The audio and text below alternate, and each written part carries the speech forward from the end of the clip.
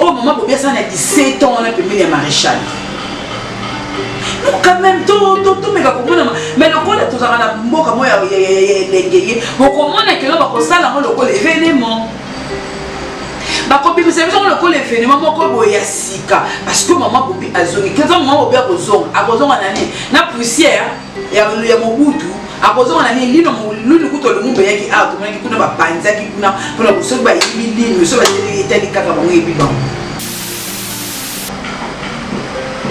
Maman Bobi a aussi candidat pour avant qu'il 17 ans il y a président hey ce qui maman Bobi a aussi candidat pour avant qu'il 17 ans il y a président et bon on va si oyo bazo sanga banda bana oyo bazo sanga ma famille o ba otelinga na bazamba na ba kilo vous êtes pressé. Nazali pressé à kozonga mboka nasila yebisi mama nazali pressé kozonga mboka mais nalala libanda te nasila yebisi pe mama te yebisi premier ministre te so nazongi kisasa ifuna lala na ndako epai na yo moko te na ndako na nga moko nalala pe pa ba famille te na hotel pe te mboka na nga moko nalala na hotel navandi pembeni na président Mobutu pendant 17 ans. Bon, on a créé na hôtel. Te. Nazana ndako kuna kisala te. Na gbado nazana ndako te. Na kene kuna kola la wapi. Yo kei. Kobunda to kosenga mwasi na yo. Ti e pa baninga. Na yo pe muninga mo pe maître sportif. Depuis comme maître sportif, ba autoriser yo ko beta mu droit sportif. Oui, nous sommes à Chandako. Hein? Aïe, ma Chandako pour ménager pas. J'ai nous. Barobo Mario, papa. Ah. J'ai moi, il veut me chercher chez moi. Ah. Chez moi, tu veux me chercher chez moi. Hein? Attends, tu es dit chez moi. Hein? Après, on peut s'amuser à Chandako pour la vidéo. Benga, tu veux me chercher chez moi. Tu veux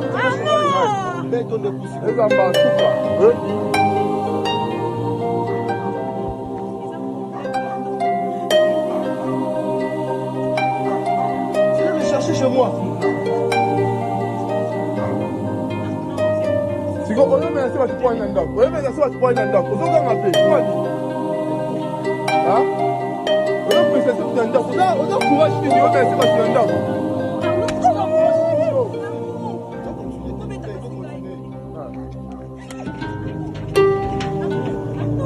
Rapporte ça, bah. Tu fais ça, attends, maman, s'il te plaît. Mais tu as apporté à battre. On a apporté à battre. Alors, merci à toi, tu as une femme. Vous avez un doki. Vous avez un doki. J'ai un doki. Vous avez une femme. Yo, bako kangayo, bako kangayo. Bako kangayo, obligation de monsieur. Voilà où nous en sommes aujourd'hui. Notre frère, il n'est plus en vie.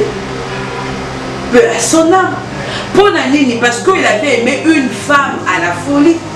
Parce qu'il était obsédé d'une femme à la folie. Les lois, les solos, les hommes, les sous-soutés.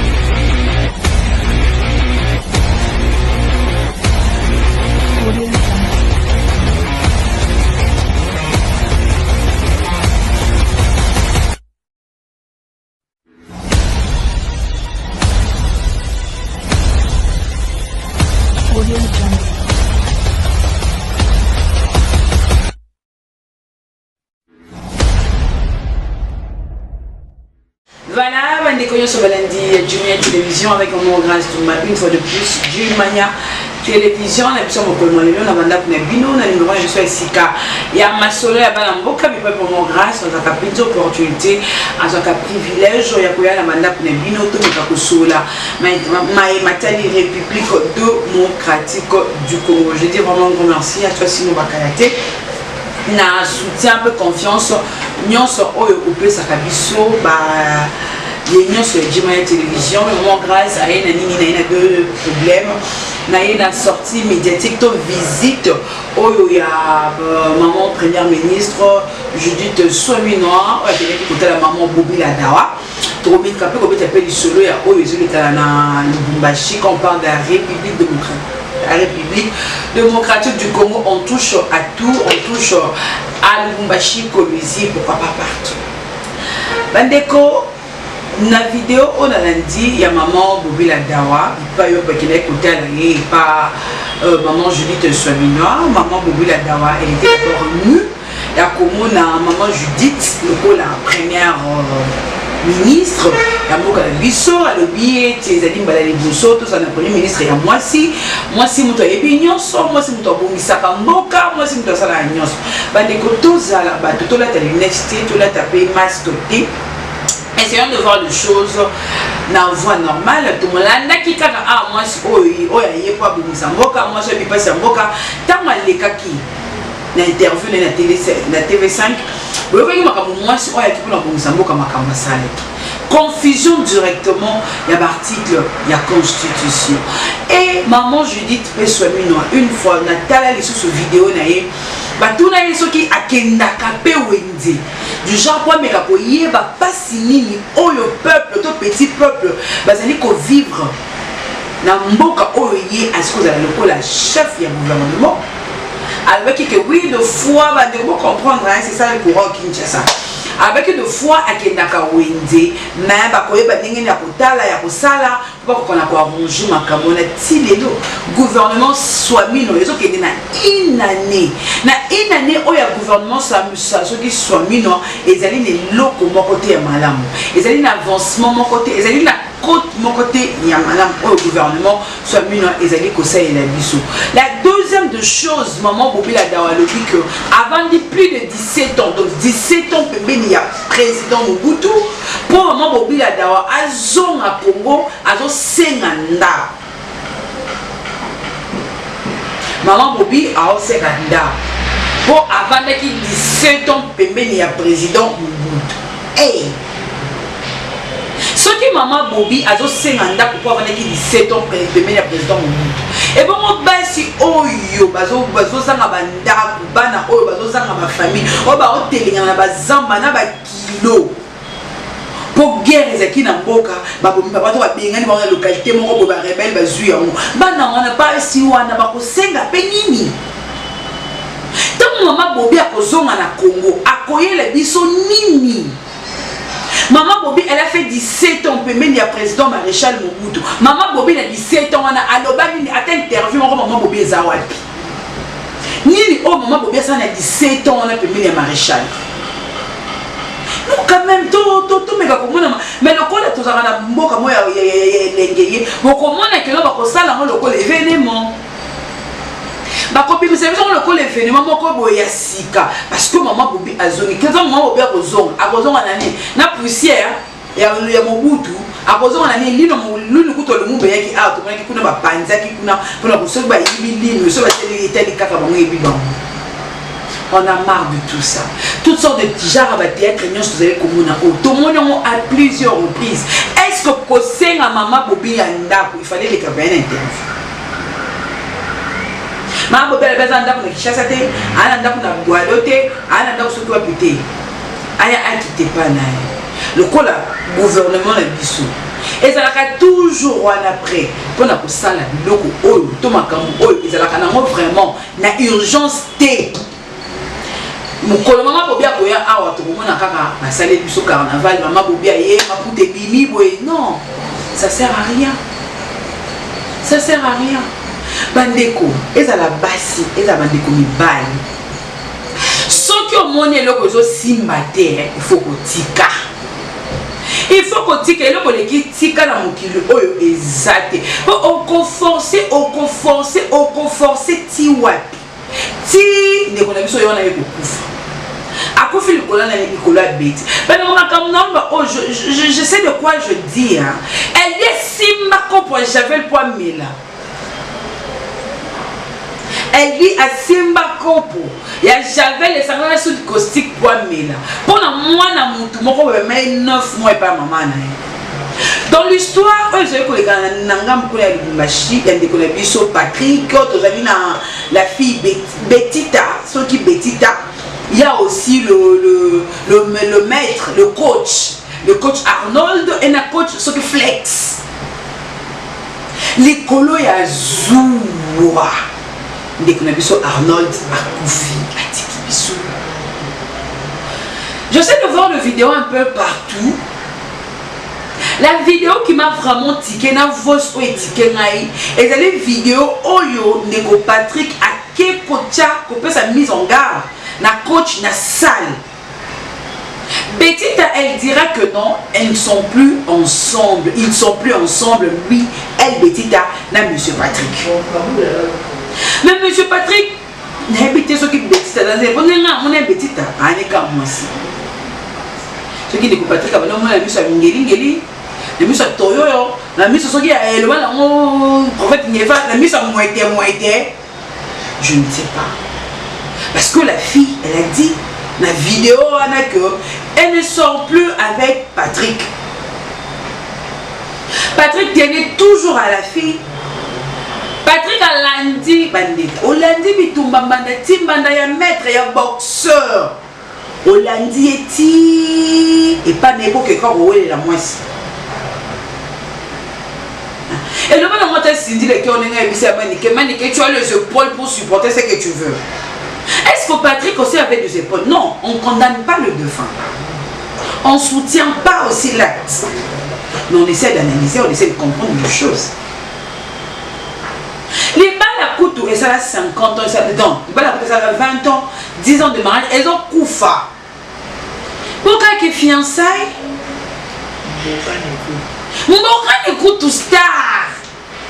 Et Mathieu Zongi, il y a Marlène Tessa. Nous tenons à dire quoi? Nous disons fallait aimer la Marlène. Ma famille m'a mis mettre pour la tour. Non, nous disons aimer la Marlène. C'est un chef d'œuvre. Donc, à Tchama Kamoutou dans Kant. Yo, Kéi. Kobunda, toko senga mwasi na yo. Ti et pas baninga. Na yo pe munina mo pe maître sportif. Depuis comme maître sportif, ba autoriser yo ko beta mu trois sportif. Ozo beta to ba no beta no quand que qui sac o beta la no ma kofi. En plus le coup était bien calculé sur la tête comme un bon boxeur parce que boxeur va penser ma péta ça mika pour ça tout. Voilà où nous en sommes aujourd'hui. Notre frère, il n'est plus en vie. Peu à son âme. Pour Nanini, parce qu'il avait aimé une femme à la folie. Parce qu'il était obsédé d'une femme à la folie. Les lois, les solos, les obéis, les sous-soutés. Les lois, l'histoire n'a pas si la fleur d'âge. Pour moi, la nyonso. La jeunesse na jeunesse na nyonso. OK, Betty Tatikali. Arnold Tatikali. Puis il y a un phénomène où comment la Kinshasa a tali kambo filmé. Moi zo lia mwana bozo filmé. Bato ba bund bozo filmé. Muto zo chola na mai bozo filmé. Muto kanga na courant bozo la rapidement sur réalisateur o ndengeni. Le monsieur ce qui flex on va aller ko filmer on. Au moni le côté sentiment ndenge benio. Au moni le lopes to souki na yo lelo. Vous êtes tous aux arrêts. Papa tous aux arrêts pour ça on va dire Kamwana. Monsieur Arnold le maître, il a été arrêté. Monsieur Flex aussi a été aussi arrêté. Bakanga ki bango na Afrique du Sud. Ba livra ki bango et pas moko ya ba camarade na bango. Madame Betty elle est aussi aux arrêts. Pourquoi? Bazo reproché que non à sa complice pour y nous to signaler ki bango kuna que état ya Patrick Awa, ils allaient vraiment malamuté beaucoup kana okima. Et qui mais c'est le qui mais c'est les barons il y a monde la police na biso ils allaient na ko reprocher. Deuxième partie na biso ya mo bola na mona boka ala bolo joie et après tous on apporte ko kana ko chuter. Bonjour chers tous. Bonjour à vous en tout cas. Merci beaucoup pour Naebi que vous êtes très nombreux à nous suivre en ce net moment dans le cadre de réfléchissons ensemble mais réfléchissons bien. ces cadres où ils allaient permettre na biso na bino to échanger to lobela maimatali ekolo na biso République démocratique du Congo. Na sala kaba vidéo bolandaka mingi bo réagisaka mais lelo nalingi na la kisabino ou to la kisana le danger que représente le changement sauvage de la constitution de la République. En effet, la République démocratique du Congo, notre pays, est allée une particularité, contrairement à plusieurs autres États. Plusieurs autres États, avant leur création, bazalaki na babiloko ebele en commun. Ils avaient une histoire commune, ils ont vécu ensemble pendant longtemps, mais la particularité à Congo est que basala ango lokola conglomérat, ezali lokola mosaïque, basangisa bikolo ebele.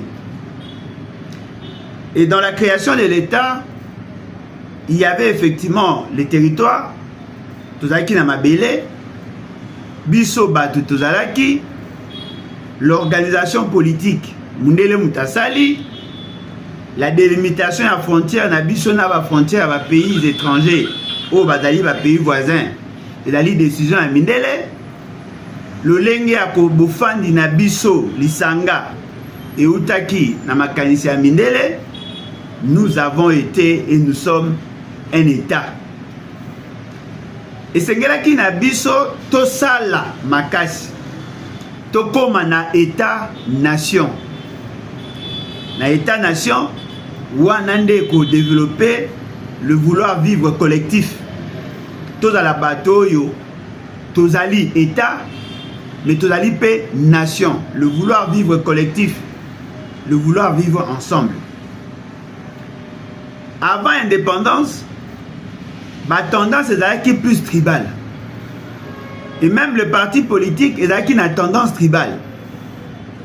Abako, Balubakat, et ainsi de suite. Et c'est qui Batubasangana qui par rapport à la fibre tribale. Yango et Salaki que Nakati a hymne national, Baloba unis par le sort, unis dans l'effort pour l'indépendance. C'est-à-dire que dans ce contexte-là, la nation congolaise n'existait pas en tant que telle. Il y a qui seule volonté à Mundele, Nde a Sangisa Bisso. Et comme ça, là, par rapport à la tractation, il y a qui, pour la table ronde. Et au regard, il y a des débats, il y a qui, papa na Bisso, Kenda qui na table ronde à Bruxelles, exigeait qu'il y a ce que Lumumba pèse. Parce que Lumumba, il y a une vision moko unitariste.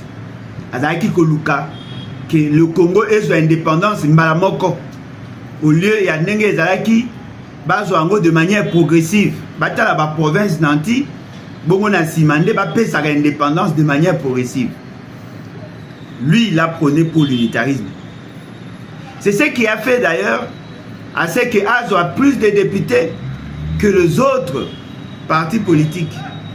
Bango bazalaki na majorité par le fait que bazalaki ko sangisa. L'essentiel y a ba leader oyo bazalaki ko prôner pour l'unité ya Congo. Et ba leader oyo bazalaki na vision fédéraliste, oyo bazalaki na posa ba pesa indépendance de manière progressive, bango bazwaki mingi a sentimenté. Basukaki na leadership moko au niveau régional. Mais lui il a forgé son leadership au niveau national. Et cela a fait que les alliances se sont créées pour avoir cette majorité. Et cela a conduit à ce qu'il y a la première ministre et que Papa Kasavubu a la président de la République. Parce que Bazalaki, effectivement, pour tenir compte de la réalité sociopolitique de l'heure, ils ont constitué leur majorité. Il y a eu des problèmes. Cette majorité a basculé. Ils ont fragilisé, ils ont détruit la majorité. Et qu'il y a une instabilité. Nous qui étions gérés au départ par la loi fondamentale, nous avons qui astreint, il y a une instabilité, et cette instabilité jusqu'à nous amener à avoir la constitution à Luabu, la constitution en 1964. Et c'est ce contexte-là, Maki Biso n'a pas crise récurrente dont parle la Constitution. Vous allez vous rendre compte que le mauvais choix de la classe politique a une incidence sur non seulement le fonctionnement de l'État et même sous la fibre sociale. Les tensions sont montées, qui va crise. On a connu des rébellions, rébellions où les listes et ainsi de suite.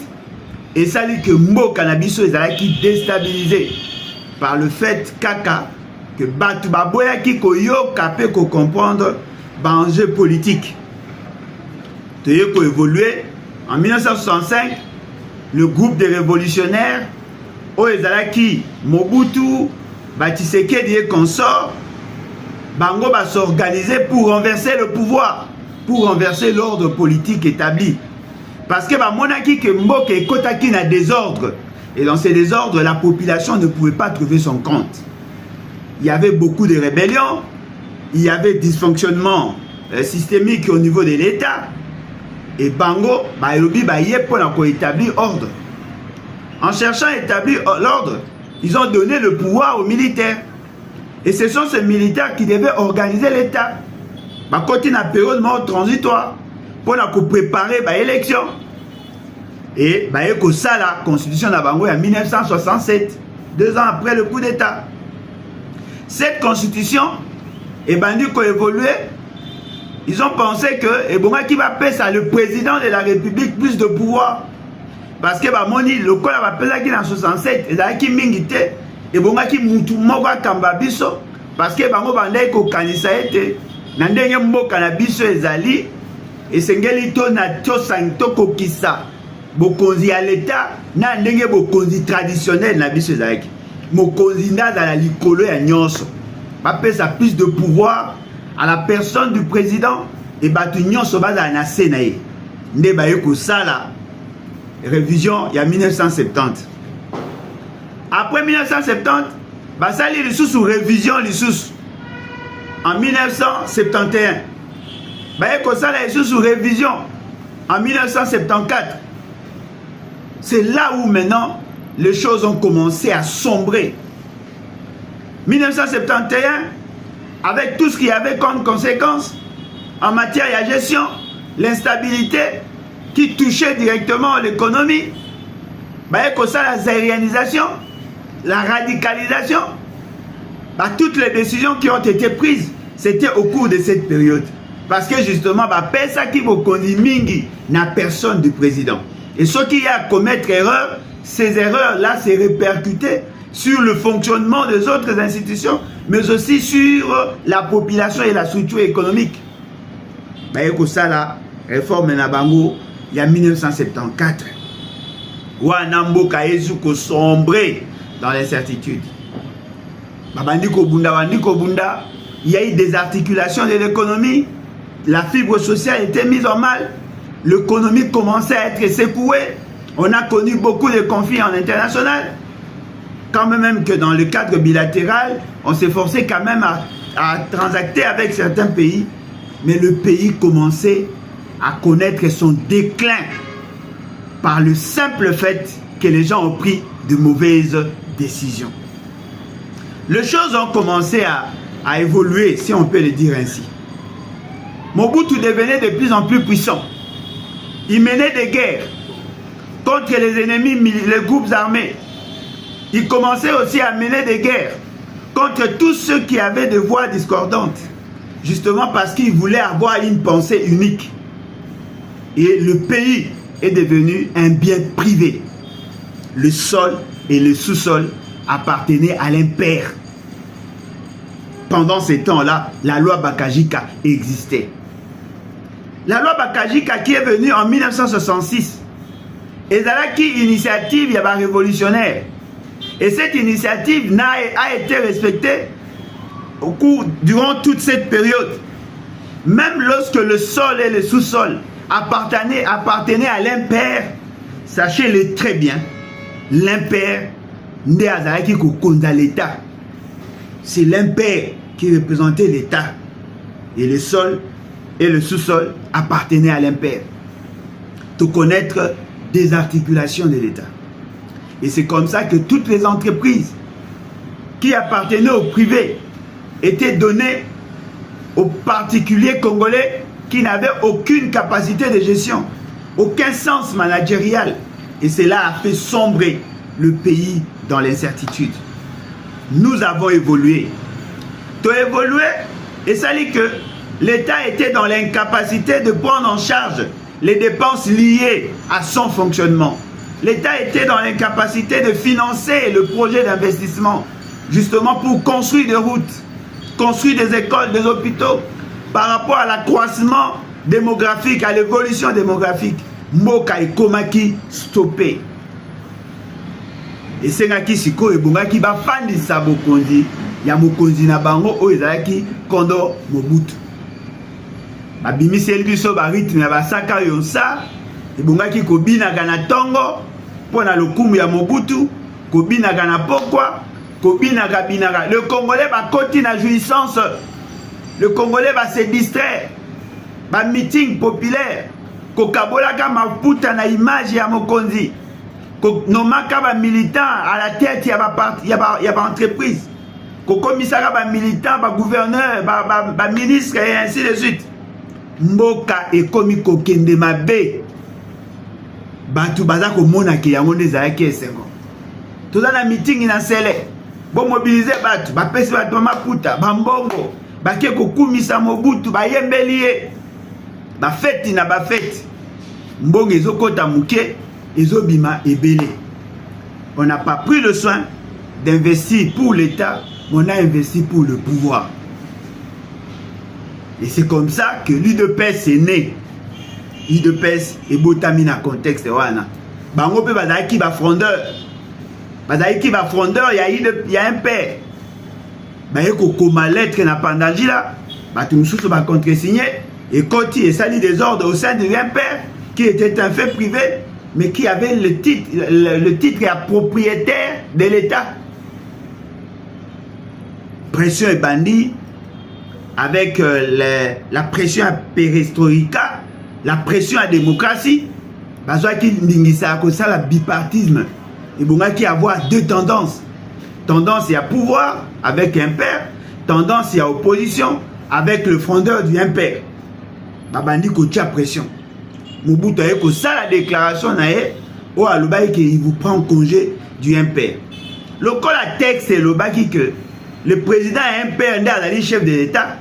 Bah mais monsieur, le fait d'avoir dit que le mot impère et la qui c'est que le mot président de la République ou démissionné habité na le baki où était.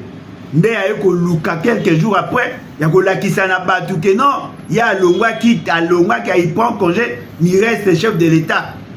Il devait maintenant organiser une transition pour l'avènement d'un nouveau texte, d'une nouvelle constitution.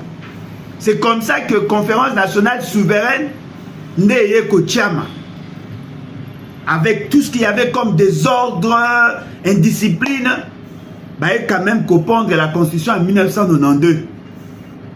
Cette constitution est une constitution Oyo et Sengelaki et même le pluralisme politique et même la démocratie dans le sens occidental du terme. Mais cela n'a pas été appliqué. Et ça lit désordre. Il y a eu beaucoup de morts. Le 16 février 1992, le chrétien catholique avec l'opposition, Bimi Basali, la manifestation, il y a eu beaucoup de morts. Et dans ce lot-là, il y a eu beaucoup de jeunes catholiques et les autres membres catholiques, nous sommes entrés en crise avec Rome. La crise wana nyonso wana, et ça là que le pays n'était plus fréquenté. Te kozwa embargo, te kozwa babilo que belé, l'économie est commise par terre. La GKMIL, la MIBA est commis en difficulté. Les grandes entreprises comme le Natra est commis en déclin. La réhabilitation de routes est commis problème. Ma route à dessert agricole est commis Zamba. Ma entreprise où on est fonctionner est Koufi. Le chômage est mati. La pauvreté est mati. La dépendance à l'importation est Bakisami. Les universités, les écoles, corruption est Koti. mboka et kokota na libulu ya suka. C'est comme ça que les Congolais va réfléchir. Comment résoudre ces problèmes? Bamsusu balobité. Le pouvoir ya makasi ezali. L'opposition non armée est kosimbate. Basali proposition et pas bamindele ainsi de suite. Bayokani babi oui. Le moto azali likolo ya mboka azali makasi et que il faut qu'on fragiliser son armée et qu'on utiliser pour empêcher que son minduki a l'incapacité à financer les opérations militaires. Il faut asphyxier la population pour les frapper de manière chirurgicale. C'est comme ça que au Monaki, Laurent Désiré Kabila et les autres ont été recrutés pour rejoindre l'AFDEL et frapper. Batouya AFDEL, Babunda n'a bango presque pas. Le fait seulement qu'il y avait beaucoup de problèmes en interne. Il y avait une forte pression sociale.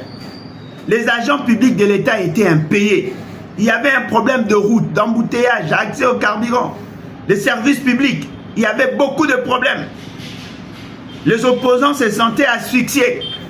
Il y a eu l'avènement du troisième larron, l'AFDEL. Et la population anima entré AFDEL.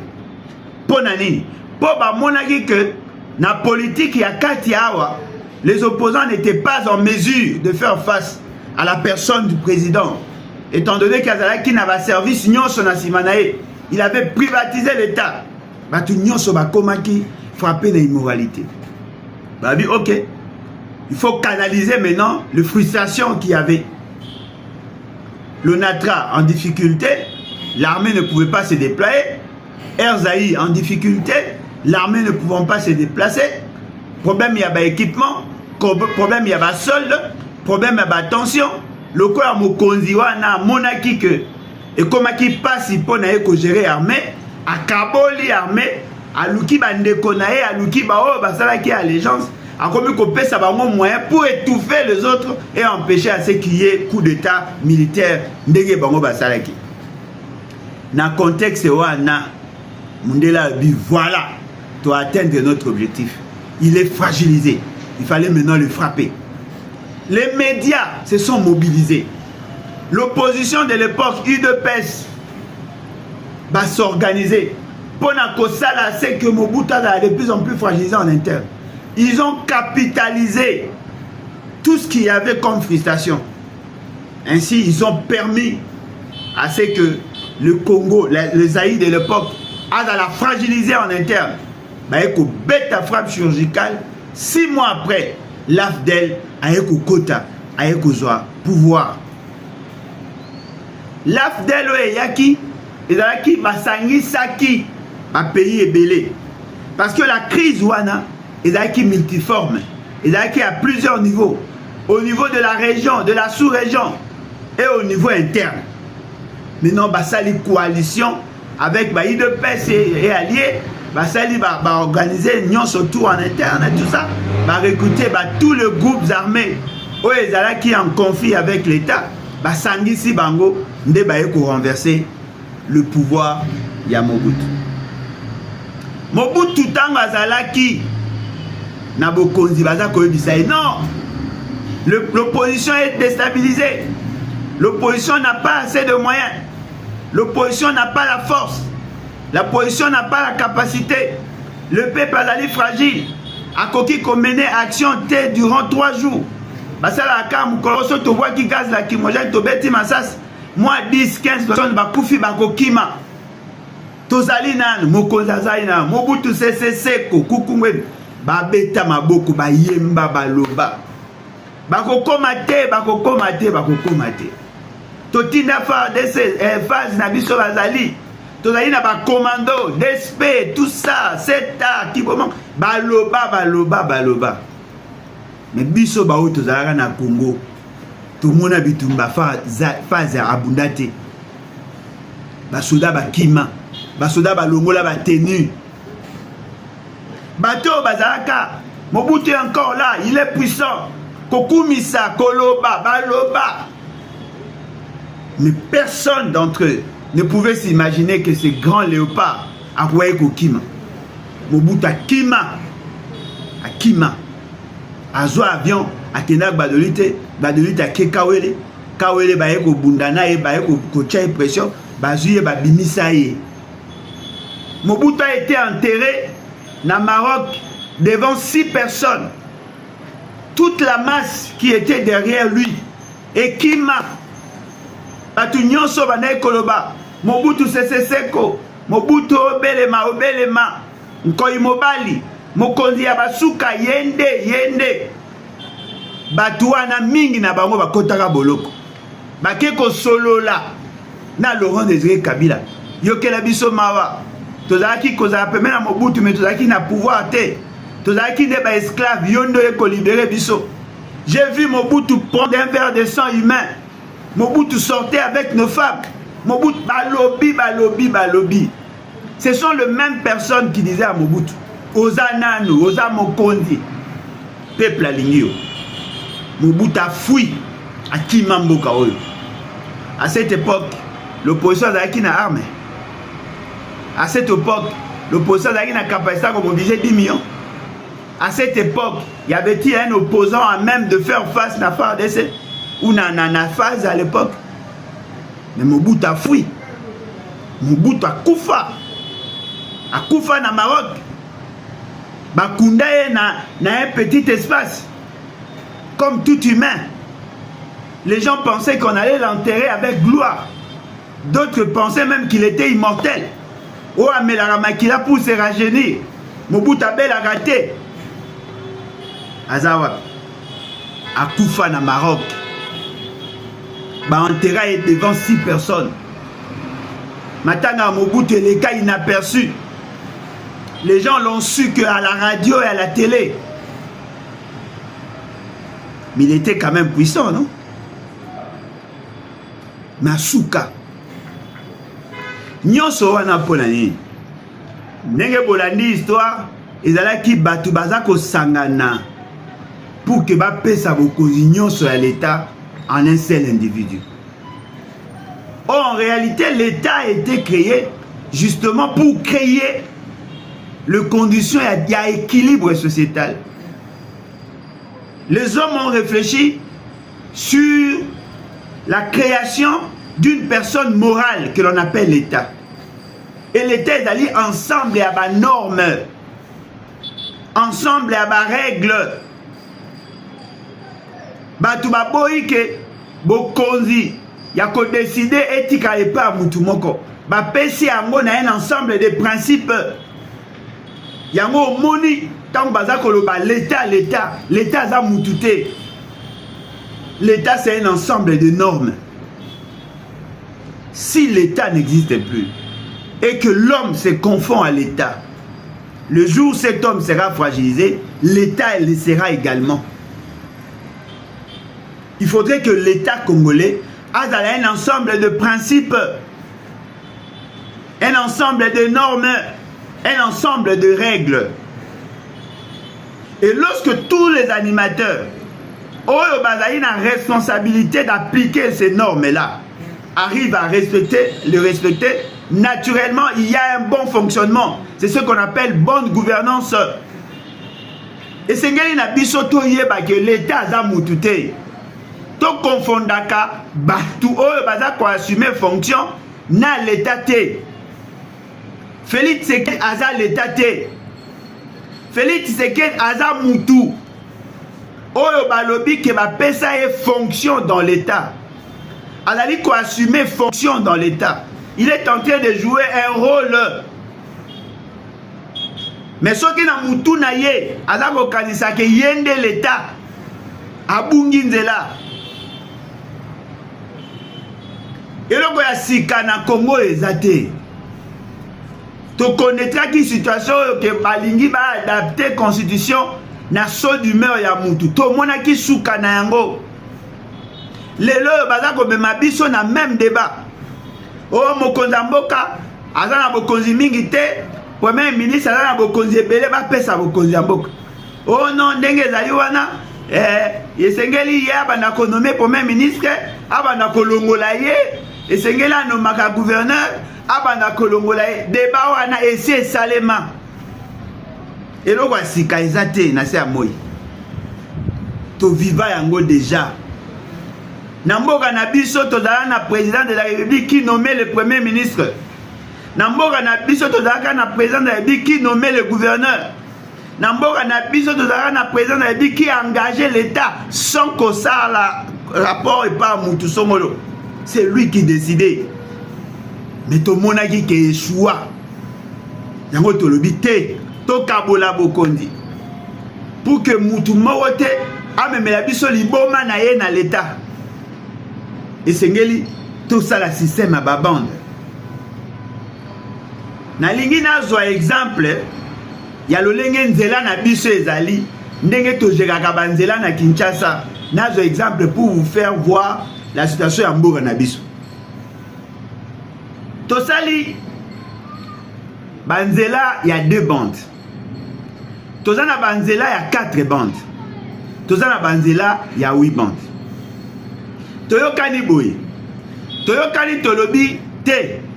Ndenge to tambola na Congo esengeli to kabola. Bato baza ko uta na sens A.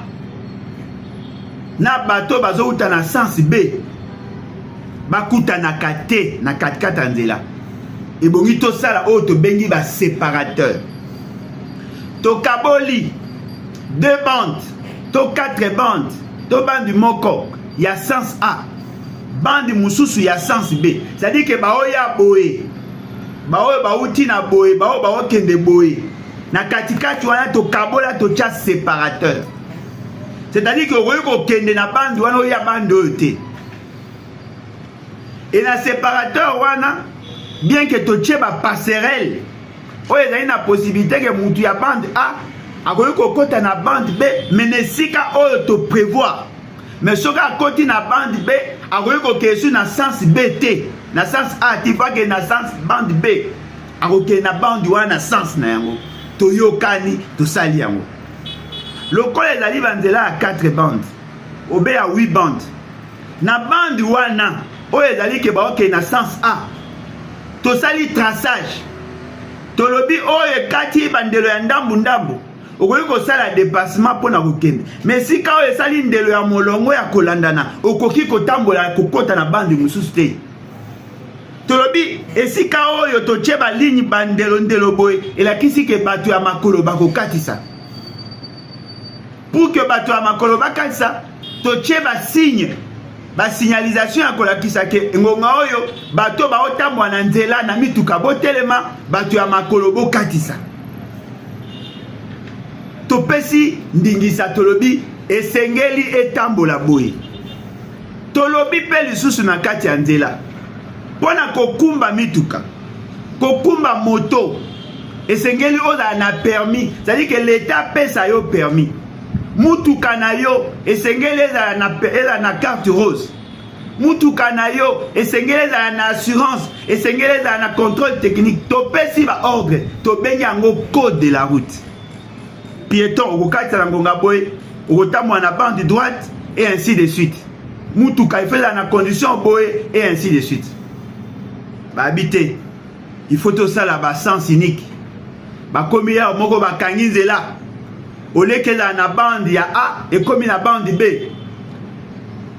misusu ezali o non bato baza na cortège esengeli bango bakoki kozwa bande nyonso balingi bachauffeur mpe bamoni lokola roulage azali te akoki kokota na bande ya alingi yango omoni toza kokonaître baembouteillage banzela eza kokangama lolenge ya kotambola mabe mutu ebonga aza na A na bande A akomi na bande B mutu ebonga aza na bande B ebonga aza na mopanzi esika kokota gauche ye akei na droite esali désordre wana nde ezosala embouteillage na Congo désordre wana embouteillage le roulage olasala musala ye akomi kozela kanyaka bakonzi olele bazala bamodele bakomi kozwa babandi na bango désordre nyonso wana yango nde ezali désordre ya l'état mibeko oyo totia l'état oyo tosala personne ne respecte la norme mutu na mutu akomi kosala oyo ye alingi des gens sans permis de conduire baza kokumba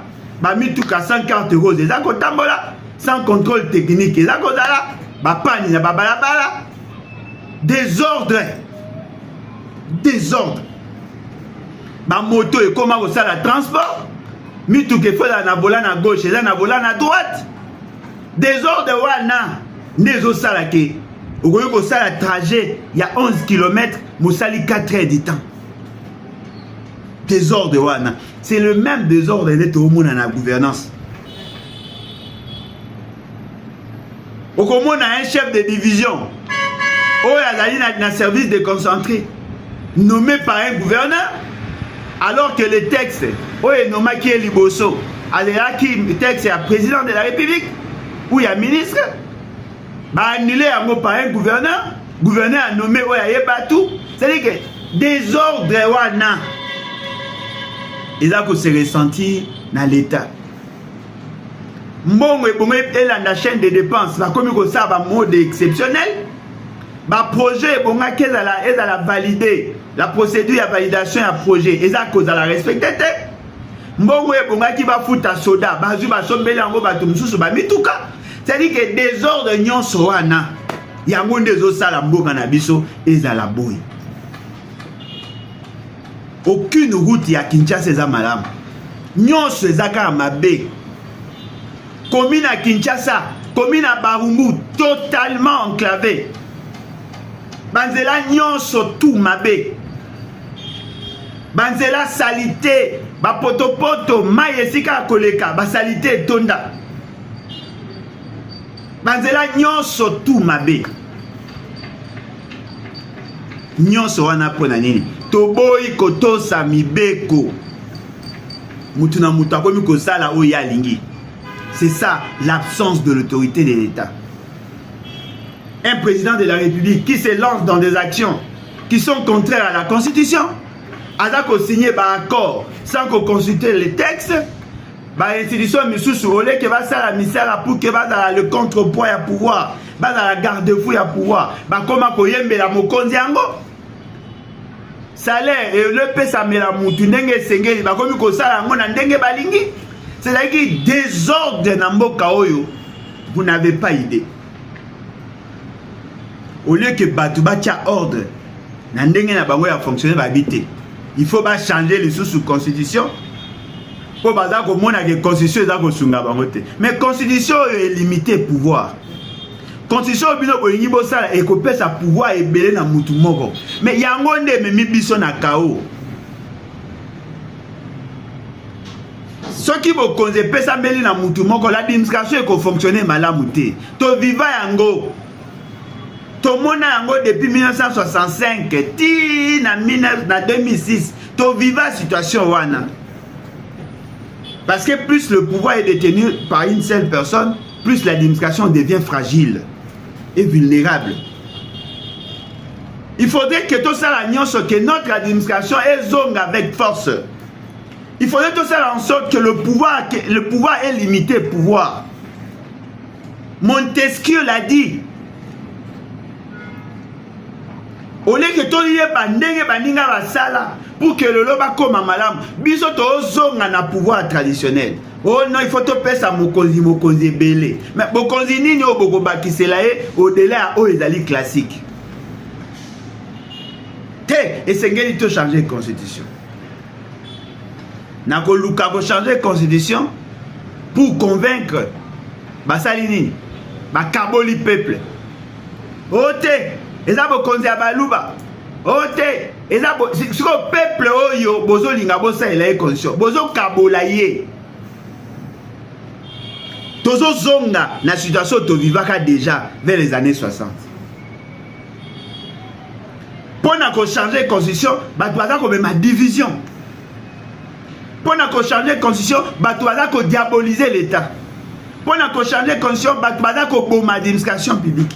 Pour qu'on changer la constitution, il faut ma justice. Il faut marcher sur le droit et liberté individuelle. Mais la constitution est pour résoudre le problème nini.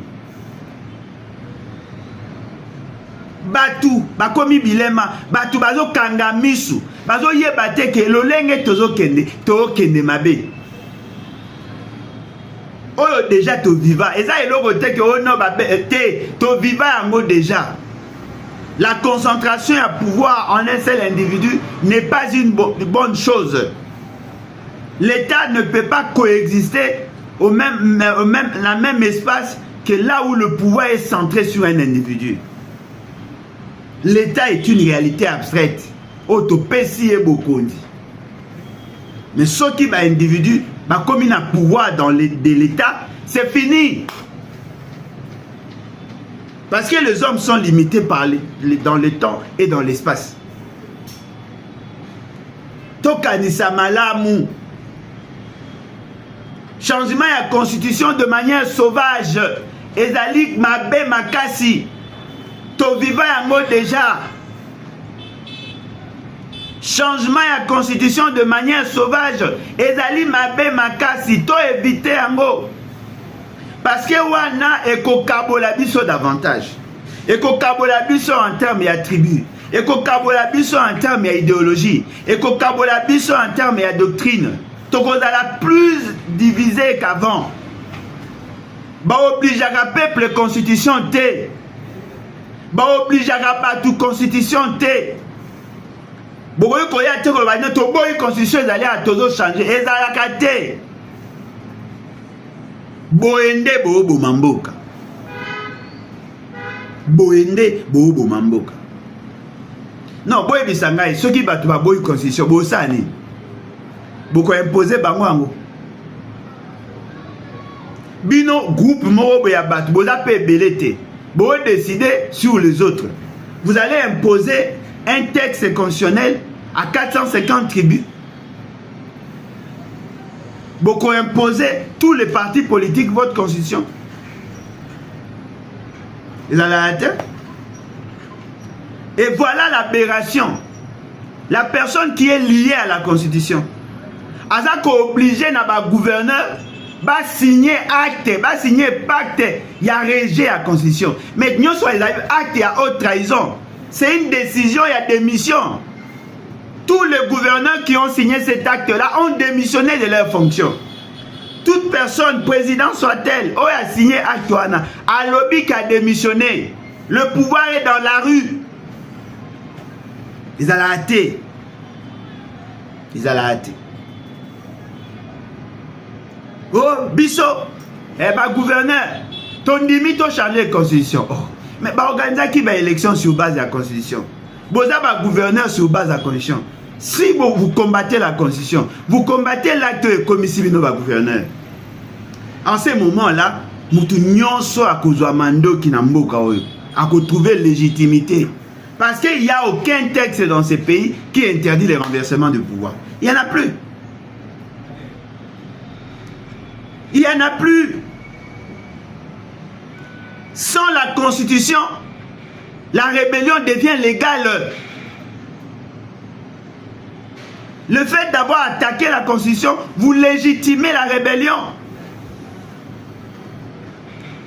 Et là, c'est-à-dire que tous ont la situation en 1965. Un militaire courageux peut renverser le pouvoir. Même ceux qui ont déjà pris les armes peuvent renverser le pouvoir. Ils sont devenus légitimes. Botika kobundi sa constitution de manière sauvage.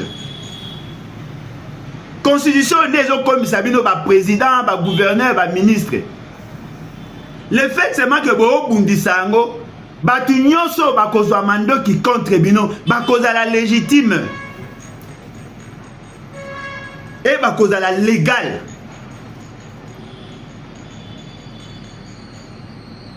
Non, dites-moi un peu. La constitution nous oblige de la protéger. Siko bino bolobi ke bo sala musara au nom de l'État. Bozui siko mindu ki na bino bolakisi na constitution bo combattre constitution. Et la question est que Moutounion soit à cause de Mando qui pour défendre la constitution à cause de la légale.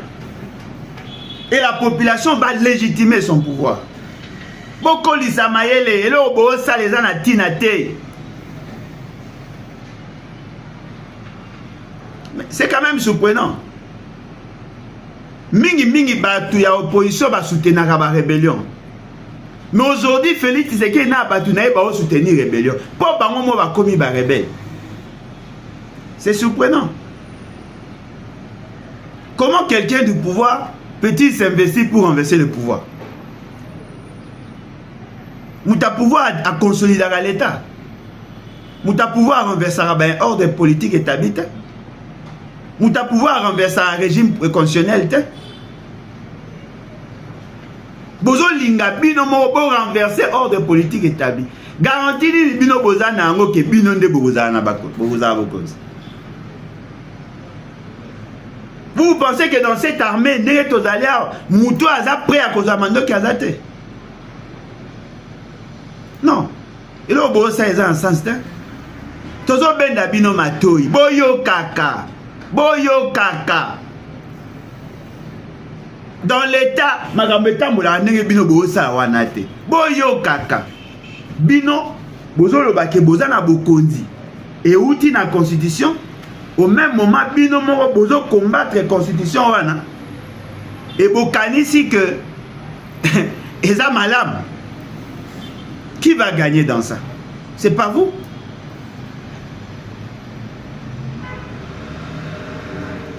Mokonzi nyonso ya armée. Soda nyonso batu ya ba service spécialisé bala pandai des services sous les drapeaux bazo engagement ya kosala eloko moko te pour trahir la nation sur pied la constitution bino bobite toboma l'état tokobandela pour ko changer constitution ali koboma l'état kobandela. Si vous bino bolinga bobo maleta, nangongo bino bobo maleta, qui sera qui? Qui fera quoi? Non, biso bato union sacrée, ton dimi to changer de constitution. Pour nanine, parce que to lingi to pèse sa pouvoir na mokonzamboka abanda ko nommer ba gouverneur, abanda ko nommer premier ministre ndenge ya lingi. Mais bobo mi déjà union sacrée. Félix Tshisekedi a posé à bino pour changer la constitution. Mais ce qui a si qu'on changer la constitution, a relation n'a posé à bino. Parce que le président qui aura la possibilité de nommer la personne de son choix comme premier ministre, de nommer les personnes de son choix comme ministre, n'aura plus besoin d'une majorité. Cette majorité servirait à quoi? Juste à faire passer des lois. Si lui il a le pouvoir et que Bino Bossali proposition à loi à Mabé, il aura aussi le pouvoir de vous renvoyer encore le texte. Parce que c'est lui qui doit promulguer ces textes-là pour qu'il soit en vigueur. Bon, l'ingabo paie sa moutou pouvoir. Il y a qu'à marcher sur vos droits. Bon, l'ingabo comme il s'appelle, c'est qu'il est un dictateur. Alors que Tobunda pendant plus de 32 ans pour combattre Mobutu. Tobunda plus de 20 ans pour que la démocratie ait bandé à ta moi malem beya. Bino bobité. Il faut que comme ça Félix Tshisekedi Nzambe au nom du père Yachichi, du fils Yafachi. Bolingi bo pesa e pouvoir au-delà de la constitution. Boati na terre bino hein. En ce moment-là, ils ont reculé. Ça, c'est déjà vécu. Ils ont reculé. Tous les zonga sont en arrière. Oh, ils ont proposé la constitution en 1971. Oh, ils ont fait ça, ils ont constitution en 1971. Ils ont reculé. Tous les 50 ans après, oh bah ozongi sabiso. Bola mukako, bola muka. Botiko sala blague, mboke ekene mabe. Mboke ekene mabe. Batu babosani nyonso dossier Abunagana. Babosani Ruchuru Masisi. Tobosani botiki bitumba nyonso ya Congo azana yango. Bitumba ya insécurité dans l'est. Bitumba ya haut plateau avec Minembwe. bitumba nyonso wana bobosani, bitumba ya nzala, bitumba ya banzela, bitumba ya vie chère, bitumba ya emploi de jeunes, bitumba ya mise en retraite, bitumba ya accès na santé, na éducation, bitumba ya mai, ya courant, bobosani nyonso. Tout est centré sur le changement de la constitution. Les politiques Tshisekedi-centrées. Les gens ne voient que les intérêts de Félix Tshisekedi. Bofungola misuko. Bofungola misu mboke ekende mabe. Peuple congolais tellement. Membre ya Union Sacrée tellement. Elenge ya IDPS tellement. Bolongola makanisi na biso ke Congo ezali Congo ya Tshisekedi. Non. Botelema. Il faut stopper cette folie. On ne peut pas changer la constitution pour la tailler dans la mesure où il y a incompétence d'un monsieur. Non. Non.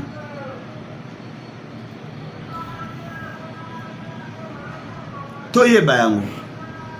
Le motivation ils ont même un changement de condition. Il a d'abord individualiste, tribal et nullement national. Boye bayango, bobomba mukola lelo. Parce que dans l'État, ça ne se justifie pas. Ça peut trouver un sens dans la tribu et dans l'individualité, dans le go de la personne qui initie ces projets-là. On veut donner plus de pouvoir à un individu. Pourquoi faire? L'État gagne quoi si un individu a plus de pouvoir? L'État gagne quoi? Botika koboma mboka. Mboka eza kokufa. La nation se meurt. Vous êtes en train de fragiliser l'État. Toko Kabwana. Ça, c'est le décor, il y a balkanisation. Toza koloba, bino boyo kaka batu soki bakufi. Botika eloko bozo sala wana. Bozo boma mboka.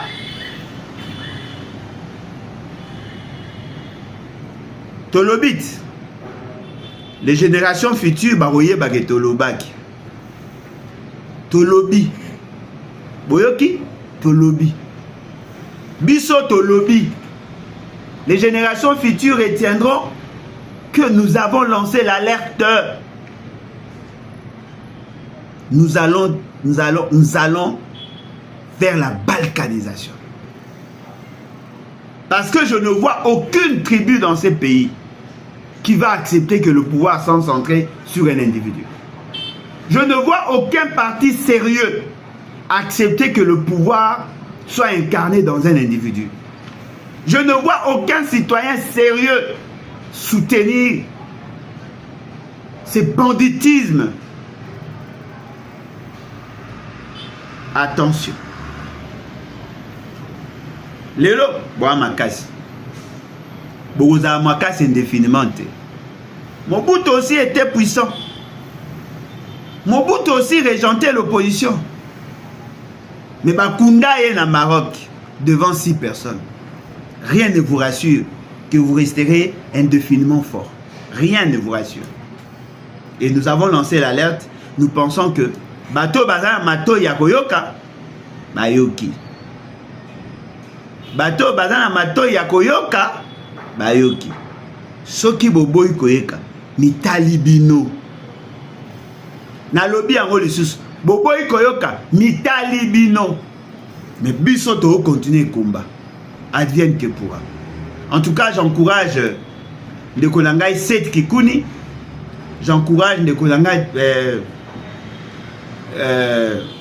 Jakindala. J'encourage Ndekolangai Mike Mukebali. J'encourage Ndekolangai Jean-Marc Kabunda. Bino nyonso bokangami injustement.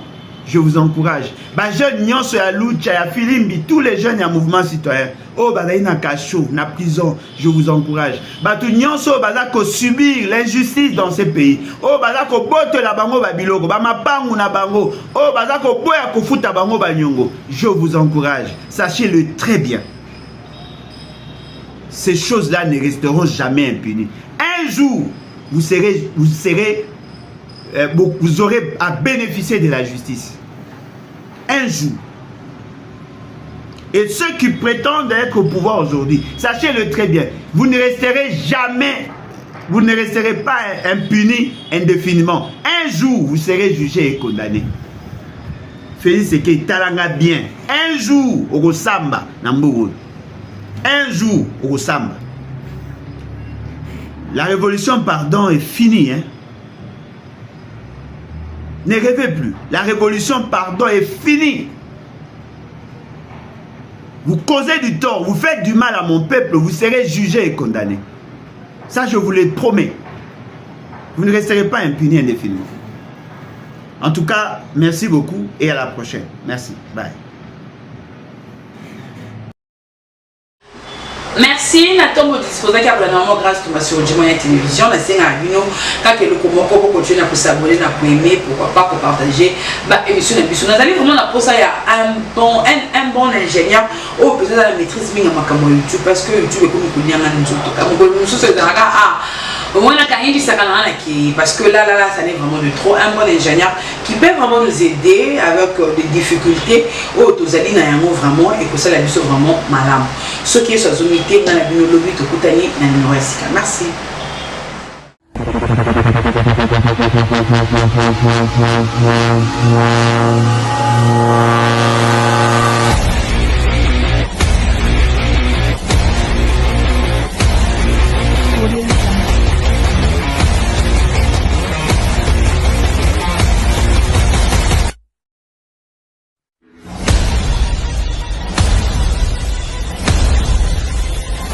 Audio Jungle.